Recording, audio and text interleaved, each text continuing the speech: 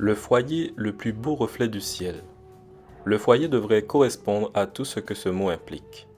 Il devrait être un coin du ciel sur la terre, un endroit où les affections sont cultivées et non soigneusement refoulées.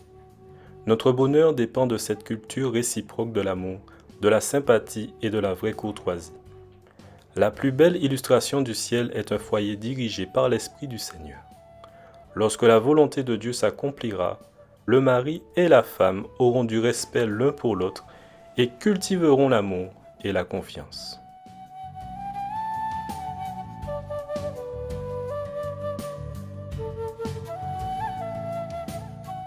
Des excuses qui portent. Je lis dans Proverbe 28, verset 13. Celui qui dissimule ses fautes ne réussit pas, mais celui qui les confesse et les délaisse trouve de la compassion. Des excuses qui portent requièrent la volonté de changer de comportement. Ce verset affirme nettement que lorsque nous ne reconnaissons pas nos torts, que ce soit envers Dieu ou envers notre conjoint, nous ne saurions nous attendre à un bon résultat. Mais lorsque nous reconnaissons vraiment, lorsque nous confessons les choses qui blessent et que nous nous préparons à faire ce qu'il faut pour que cela cesse, le pardon devient possible.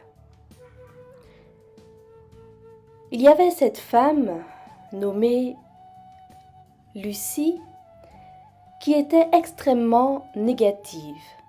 Quoi que dise son époux Joël, Lucie le contredisait systématiquement.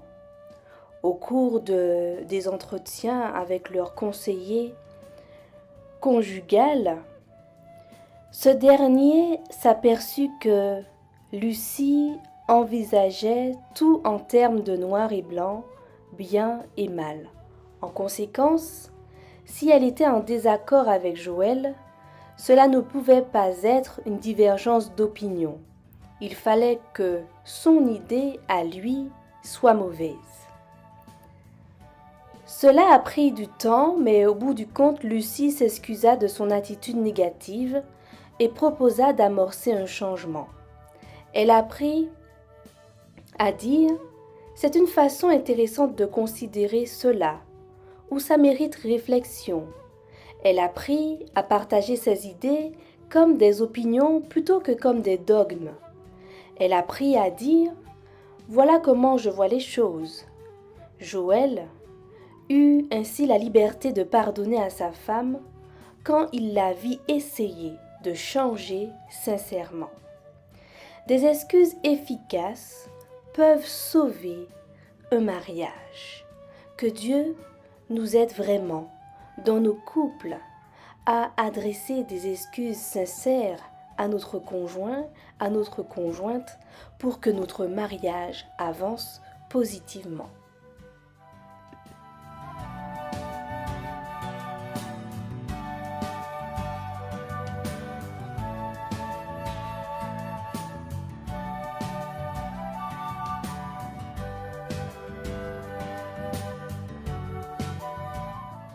Marie, aimez vos femmes, comme Christ a aimé l'Église, et s'est livré lui-même pour elle, afin de la sanctifier par la parole, après l'avoir purifiée par le baptême d'eau, afin de faire paraître devant lui cette Église glorieuse, sans tache, ni ride, ni rien de semblable, mais sainte et irrépréhensible.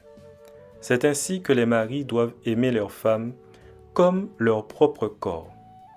Celui qui aime sa femme s'aime lui-même, car jamais personne n'a haï sa propre chair, mais il la nourrit et en prend soin, comme Christ le fait pour l'Église, parce que nous sommes membres de son corps. C'est pourquoi l'homme quittera son père et sa mère, et s'attachera à sa femme, et les deux deviendront une seule chair. Ce mystère est grand. Je dis cela par rapport à Christ et à son Église. Du reste, que chacun de vous aime sa femme comme lui-même et que la femme respecte son mari.